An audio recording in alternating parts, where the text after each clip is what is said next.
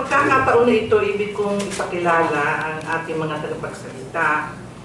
Si Professor Froilan Bacungan ay naglingkod bilang ikapitong dekano ng Kolehiyo ng Batas ng Universidad ng Pilipinas mula sa 1978 hanggang 1983. Sa ilalim ng panunungkulan niya, itinatag ang ilang mga institusyon akademiko sa Kolehiyo ng Batas.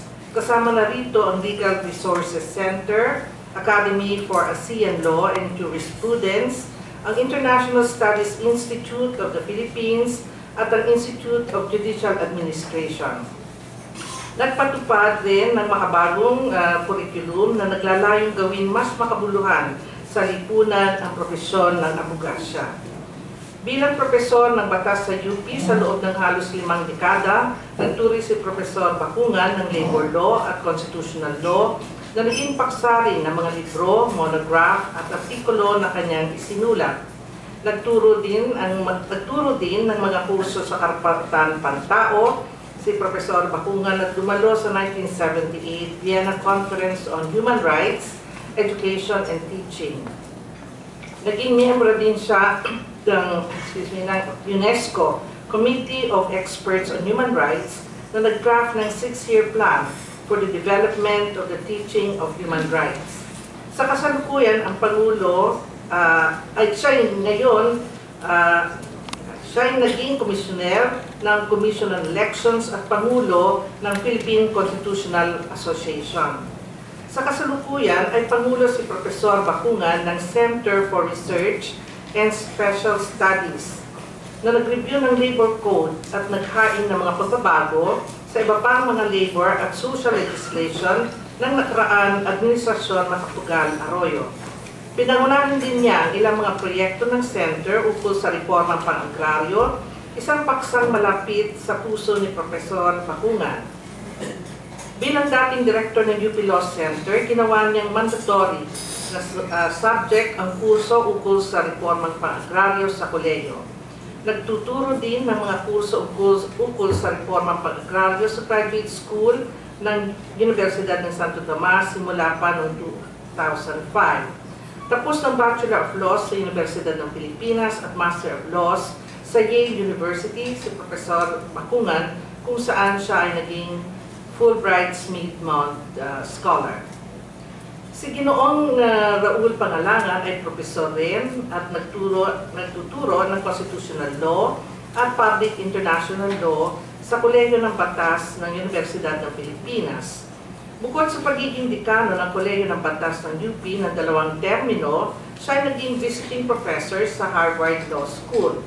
Nakapag-lecture din si Professor Pangalangan sa The Hague Academy of International Law, Melbourne University, Hong Kong University, Irish Center for Human Rights, Japan Society of International Law, at sa Thessaloniki Institute of International Public Law.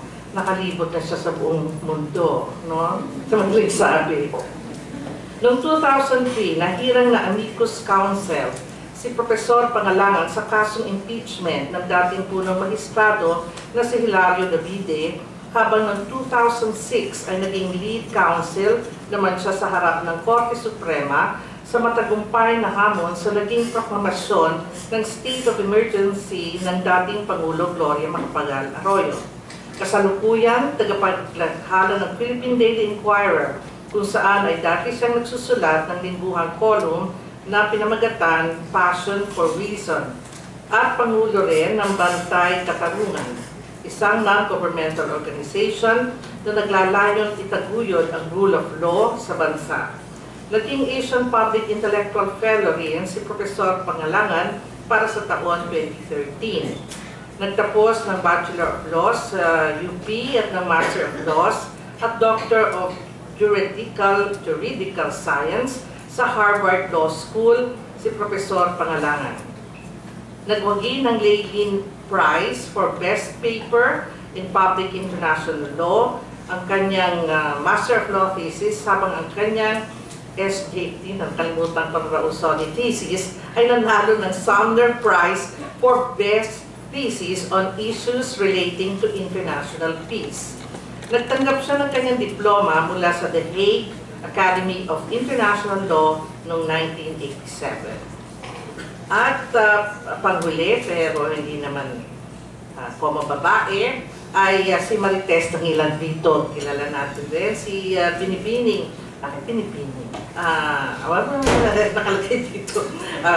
Hindi naman ginag. Okay lang. No? Ay isang manunulat. Siya ay editor-at-large ng Rappler. Kilala pala ito ng mga estudyante ko. Isang online news provider at Pangulo ng Journalism for Nation Building Foundation. Dati rin siyang punong patnugot ng Newsbreak, isang periodikong isinarawan ng New York Times bilang magazine na, quote, with spunk and spice, unquote. Ang pinakabagong libro ni Binibining Bitog, ang R Before Dawn, The Fall and Uncertain Rise of the Philippine Supreme Court, ay sequel sa best-selling na Shadow of Doubt. Niyang libro, Probing the Supreme Court, ang unang aklat na humawi sa tabing na sumasaklob sa kataas-taasan hukuman ng Pilipinas. Ang R Before Dawn ay nagwagi ng National Book Award for Nonfiction noong 2012. Ang e-book version naman ng Shadow of Doubt ay nasa top 10 best-selling books ng Amazon sa ilalim ng kategoryang courts. Kinilala rin ito ng Manila Rotary Club bilang outstanding non-fiction book noong 2010. Tunay ngang ang Shadow of Doubt ay maituturing na tagumpay sa mata ng mga kritiko at nakaambag din sa nagbabagong political landscape sa bansa. May akda rin si Binibining Bitog ng mga sumusunod na libro. Our Rights, Our Victories, Landmark Cases in the Supreme Court, kasama si Criselda Yabes. Power from the Forest, The Politics of Logging, Jalan-Jalan, A Journey Through Iaga, kasama si Criselda Yabes, 1998, and Under the Crescent Moon, Rebellion in Mindanao, kasama si Glenda M. Gloria, 2000. Ang Power from the Forest ay nagwagi ng National Book Award noong 1994 at isinarawan ng International Herald Tribune bilang isang, quote, well-written and well-produced book that deserves a wider audience. Ang Jalan-Jalan naman ay hinirang ng Asian Week noong 1999 bilang isa sa mga nangungunang libro tungkol sa Asia. Ang Under the Crescent Moon ay nagwagi ng National Book Award ng 2001. Hall of Famer na sa National Book Award sa marami niyang napanalong mga premyo. Nagsusulat din si Binibining Bitog sa mga periodiko kasama na ang International Herald Tribune, Christian Science Monitor, Newsday at Asahi Shimbun at sa mga libro at journal kasama na ang The Politics of Environment in Southeast Asia at the Journal of Environment and Development na ilinathala ng University of California in San Diego. Pinarangalan si Binibining Bitog ng Courage in Journalism Award ng International Women's Media Foundation para sa kanyang pag-uulat sa kalagayan ng mga gubat ng Palawan. Ng Usanam Award ng Ateneo de Manila University, ng Outstanding Alumni Award ng University of the Philippines, ng Jaime V. Ompin Investigative Journalism Award at yung 10 Outstanding Young Filipinas Award sa larangan ng pamamahayan. Nagtapos ng BA Broadcast Communications sa Universidad ng Pilipinas si Binibining Bitog. Dati rin siyang Neyman Fellow sa Harvard University at mag-aaral ng International Relations sa London School of Economics and Political Science.